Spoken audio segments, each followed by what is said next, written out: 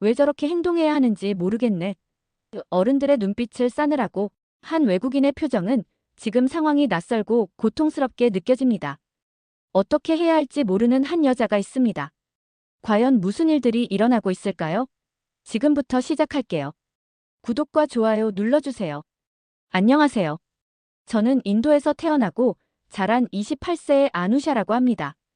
어린 시절부터 부모님의 기대 속에서 자라면서 결혼에 대해 많은 생각을 해왔습니다. 특히 할아버지께서는 늘 결혼은 인생의 가장 중요한 선택이라고 말씀하셨고 그 말은 저를 깊이 생각하게 했습니다. 어머니는 종종 젊은 시절의 경험을 이야기하며 인격과 가정을 꾸릴 준비가 되었는지를 보라고 당부하셨습니다. 아버지는 조금 달랐습니다. 그는 가족의 명예와 안정성을 우선시했습니다. 그러던 중 한 한국인 남성과의 만남이 시작되었고 서로에 대해 알아가며 신뢰를 쌓아가는 과정 속에서 진지한 관계로 발전하는 데는 시간이 걸렸습니다. 그의 이름은 한인표입니다. 올해 37세로 직업은 건축 디자이너입니다.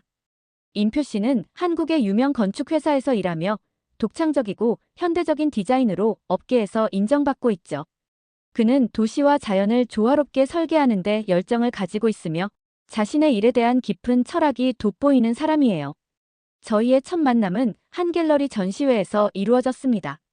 당시 저는 친구의 초대로 현대미술 전시회에 참석했고 그곳에서 인표 씨를 처음 보았습니다. 그는 전시된 건축 모형 앞에서 진지한 표정으로 설명하고 있었고 열정적인 태도가 제 눈길을 끌었죠. 우연히 같은 작품 앞에서 이야기를 나누게 되었고 제가 건축에 대해 호기심 어린 질문을 던지자 그는 친절하게 설명해 주었습니다. 그 대화가 시작이었죠. 그 이후에도 우리는 자주 연락을 주고받으며 시간을 보냈습니다. 나는 여행 중이라 시간이 여유로워 인표와 함께 인도 곳곳을 돌아다녔습니다. 그는 주로 전통 건축물을 연구하고 있었기 때문에 나는 그의 연구나 프로젝트에 함께 참여하거나 그가 추천하는 장소들을 함께 방문했습니다. 하루는 인표 씨가 제게 그가 참여하고 있는 건축 프로젝트 현장에 초대했습니다.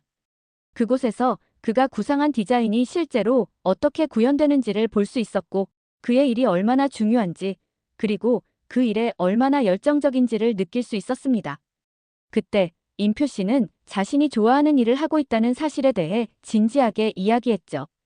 그는 내가 그 이야기에 진지하게 관심을 가지는 것을 보고 점점 더 마음을 열었고 나 역시 그에게 더 끌리게 되었습니다. 어느 날 저녁, 우리는 델리의 한 고즈넉한 레스토랑에서 저녁을 먹고 있었습니다. 그때 인표 씨는 조용히 저에게 이렇게 말했습니다. 처음 만났을 때부터 당신이 궁금했고 이렇게 시간을 보낼수록 점점 더 알고 싶어졌습니다. 인도에서의 시간이 끝나면 어떻게 될지 모르지만 당신과 더 가까워지고 싶습니다. 그의 말을 들으며 나는 그와의 감정이 단순한 흥미나 관심이 아니라 깊은 연결이라고 느꼈습니다. 그래서 나는 그의 말에 솔직하게 답했습니다. 저도 마찬가지예요. 이렇게 만나게 되어 정말 좋은 인연이라고 생각하고 있어요. 더 많은 시간을 함께 보내고 싶어요. 그날 밤 우리는 서로의 감정을 확인하고 관계를 한 단계 더 진지하게 발전시키기로 결심했습니다. 이제 단순히 서로를 이해하고 좋아하는 단계를 넘어 진지한 연애 관계로 발전하기 시작한 순간이었죠. 그 이후 인표 씨는 계속해서 인도에서의 프로젝트에 집중하면서도 나와의 시간을 소중하게 여겼습니다. 그는 일주일에 한 번 이상 나를 만나기 위해 시간을 내었고 우리는 델리, 자이푸르, 아그라 등 다양한 도시를 여행하며 서로의 생각과 가치관을 깊이 나누었습니다. 한편 나는 인표 씨가 일하는 동안 그의 프로젝트 현장을 자주 찾아갔고 그가 일하는 모습을 지켜보며 점점 더 그의 세계에 빠져들었습니다. 우리는 서로의 일상 속에서 자연스럽게 함께 시간을 보냈습니다.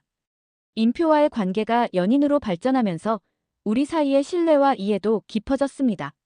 가끔은 두 사람의 삶과 문화 차이에서 오는 작은 갈등이 있었지만 서로의 차이를 인정하고 존중하는 방법을 배웠습니다.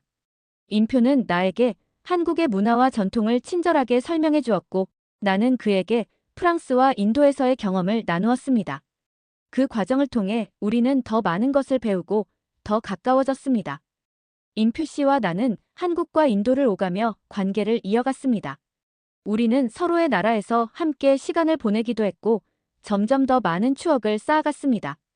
이제는 두 나라와 문화를 넘어서 서로의 삶의 동반자로서 함께 미래를 그려 나가고 있습니다.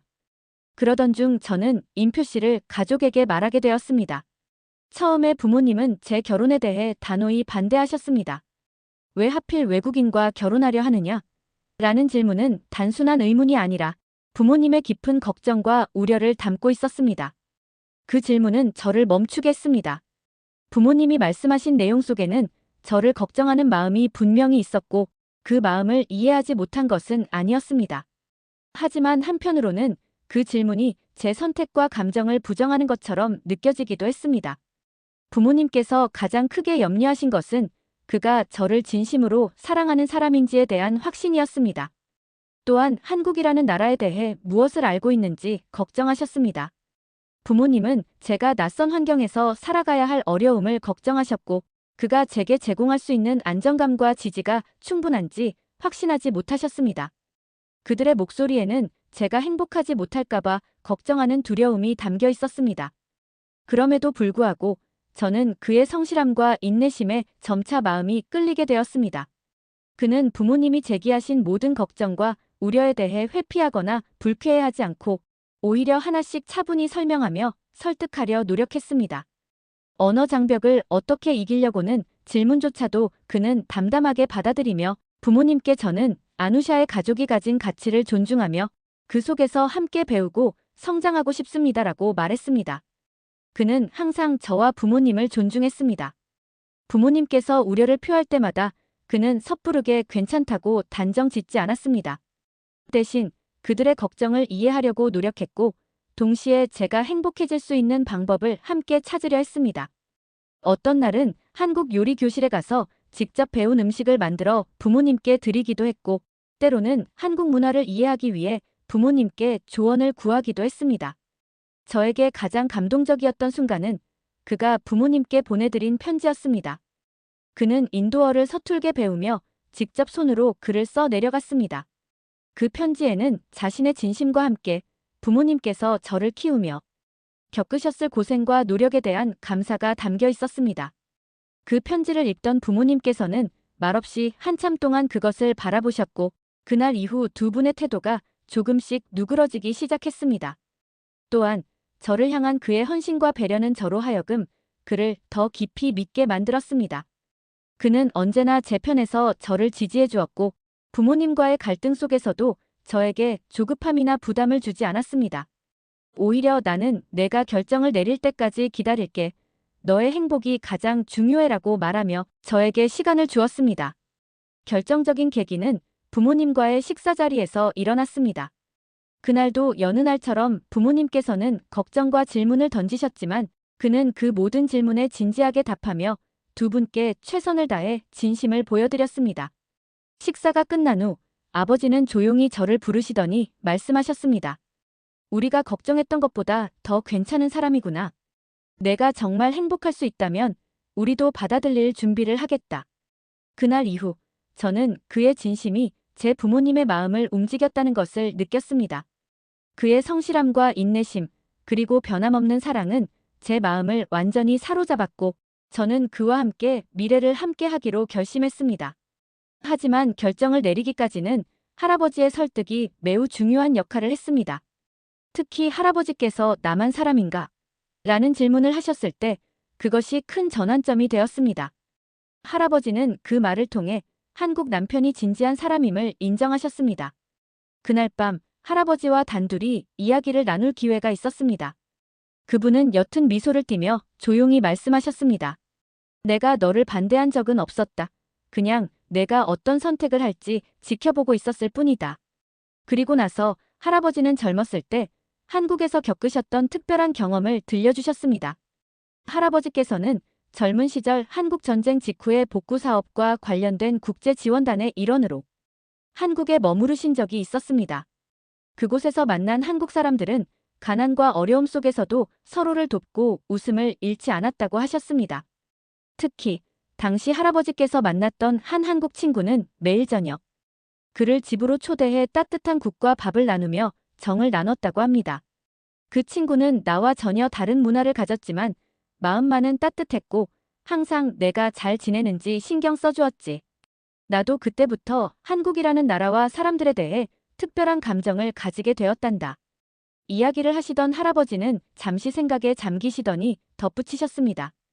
한국 청년이 그때의 일을 떠올리게 하더구나. 다른 환경에서 자랐지만 너를 진심으로 아끼고 지키려는 모습이 참 보기 좋았다. 그 사람이 한국에 대해 얼마나 아는지보다는 너를 얼마나 아끼고 사랑하는지가 더 중요하지 않겠니? 그날 할아버지의 이야기는 제게 큰 용기를 주었습니다. 젊은 시절 경험했던 따뜻한 한국의 정과 사람들에 대한 믿음은 지금 인표 씨를 이해하고 받아들이는 데에도 영향을 주셨던 것 같습니다. 그 덕분에 부모님께서도 결혼을 허락하게 되셨습니다. 부모님 역시 할아버지의 말씀을 듣고 저를 믿고 결혼을 허락하셨습니다. 인도에서의 결혼식 날, 전통적인 분위기와 화려한 장식 속에서 여전히 그 순간을 생생하게 기억합니다. 델리의 전통적인 궁전에서 결혼식이 거행되었고 그곳의 아름다움과 따뜻한 분위기는 완전히 나를 압도했습니다. 붉은색과 금색으로 장식된 꽃들이 정원에 흩어져 있었고 그 위로 붉고 노란 햇빛이 비추며 신비로운 분위기를 자아냈습니다. 우리는 전통적인 힌두식 의식을 따라야 했습니다. 기억에 남는 건 바로 불꽃 의식이었습니다. 인도에서는 결혼식에서 불꽃을 피우며 신에게 기도를 올리는 의식이 중요한 부분을 차지하는데 그 순간 나는 그동안 배워온 인도의 문화와 전통이 이렇게 실현되는 것에 대해 감동을 느꼈습니다. 불꽃 속에서 서로의 미래를 기원하며 기도했을 때 그 찰나의 순간이 영원히 내 마음에 새겨졌습니다. 거대한 결혼식 후 결국 저는 한국으로 이주하기로 결단을 내렸습니다. 한국은 저에게 매우 낯선 곳이었고 그곳에서 새로운 삶을 시작하는 것이 두려운 마음도 들었지만 사랑하는 사람과 함께라면 모든 것이 가능하리라는 확신이 들었습니다. 그래서 저는 결혼식을 올린 후 한국으로 이주하여 남편과 함께 새로운 삶을 시작하게 되었습니다. 한국에 처음 왔을 때 솔직히 말해서 너무나도 낯설고 외로웠습니다. 가족과 친구들, 그리고 내가 자라온 고향이 그리워서 향수병에 시달리기도 했습니다. 매일 밤 집에 돌아가면서 그리운 인도의 풍경을 떠올리곤 했죠. 한국의 생활은 모든 것이 새롭고 언어부터 문화까지 잘 통하지 않았습니다. 처음엔 모든 것이 어려워서 적응하는 데 많은 시간이 걸렸습니다. 그럼에도 불구하고 저는 포기하지 않기로 결심했습니다. 그의 지원과 사랑 덕분에 조금씩 한국에서의 삶에 익숙해지기 시작했어요. 그리고 결국 저는 영어 선생님으로서 일을 시작하게 되었습니다. 처음에는 언어 장벽이 정말 컸지만 아이들과의 소통을 통해 조금씩 한국어를 배우기 시작했습니다. 아이들은 정말 친절하게 다가와 주었고 그들과 함께하면서 자연스럽게 한국어를 익힐 수 있었죠. 저는 처음에는 단어도 잘 모르고 문장도 서툴렀지만 매일 조금씩 배워가며 점점 자신감을 얻었습니다. 특히 아이들의 순수하고 따뜻한 마음에 큰 힘을 받았어요.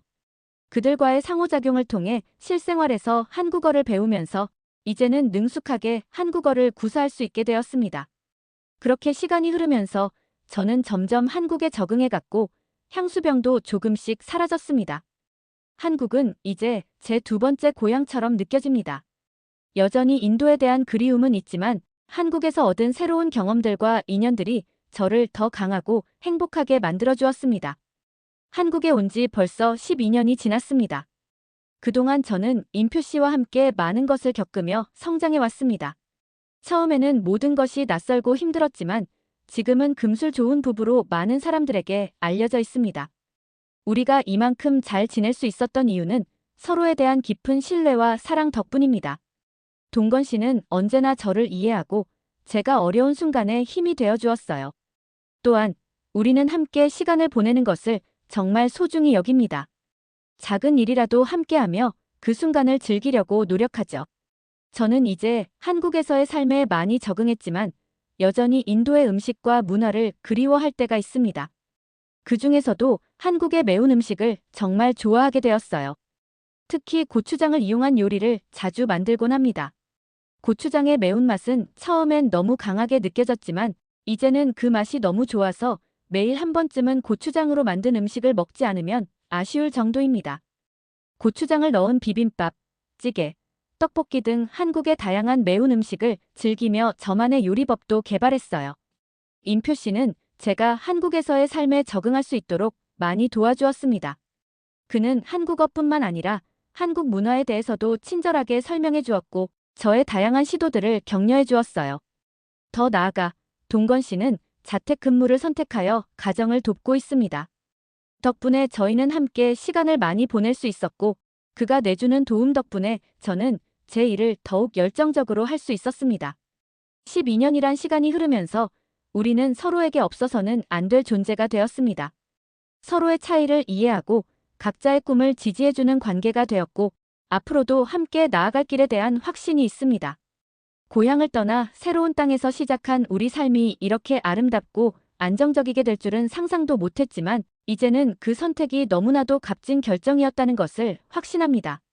한국에 온 뒤 저에게는 많은 도전과 적응의 시간이 있었지만 특히 시댁과의 관계에서 큰 노력이 필요했습니다.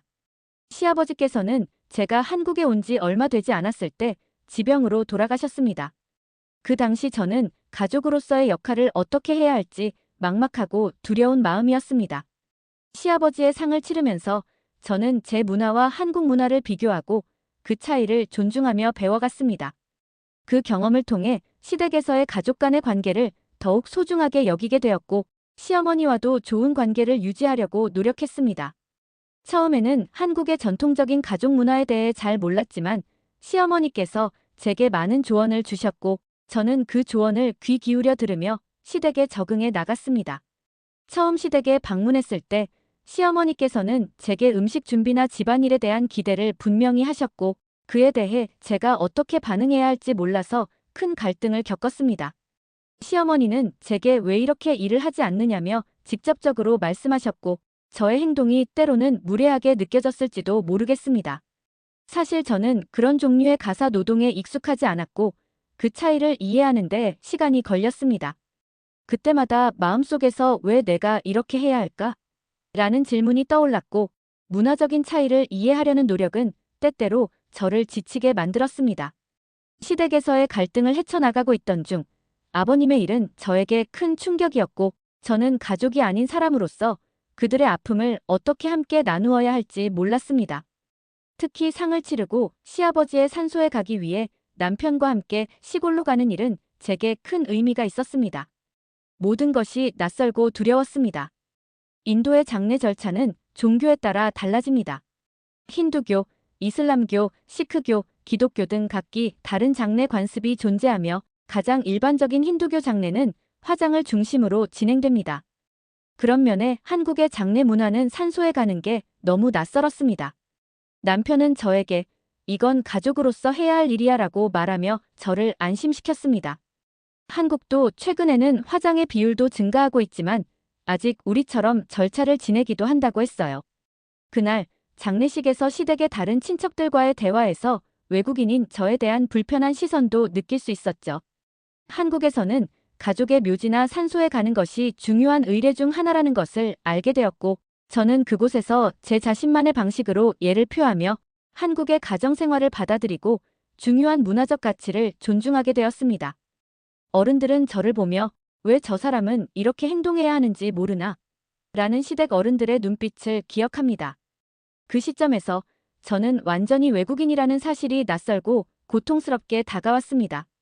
나는 여전히 한국에서 완전히 받아들여지지 못하는 존재처럼 느껴졌고 그 갈등은 제 안에서 큰 상처로 남았습니다. 시간이 지나면서 저는 시어머니와의 관계에서 해결의 실마리를 찾을 수 있었습니다.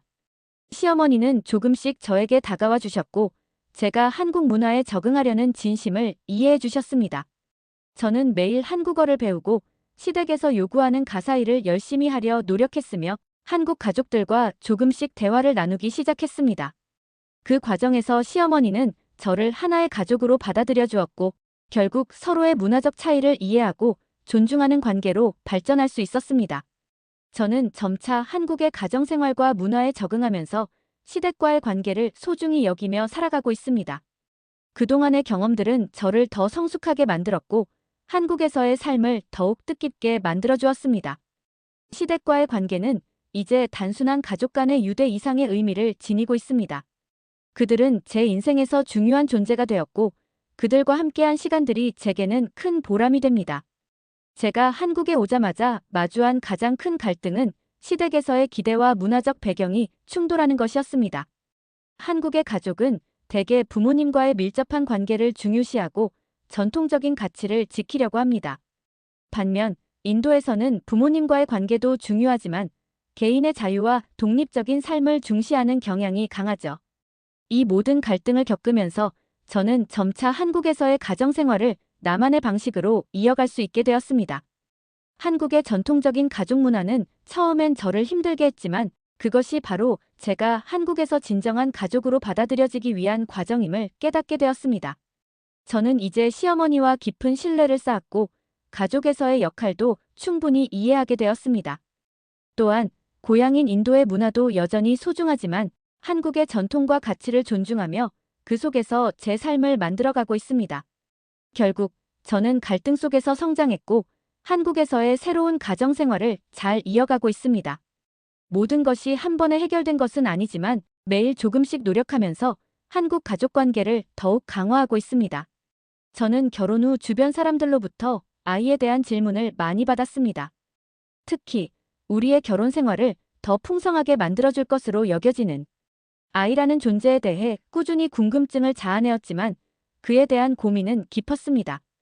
임표 씨와 아직 아이를 가지지 않았는데 그 이유는 아직 한국에서 아이를 키우는데 어려움을 느끼기 때문입니다.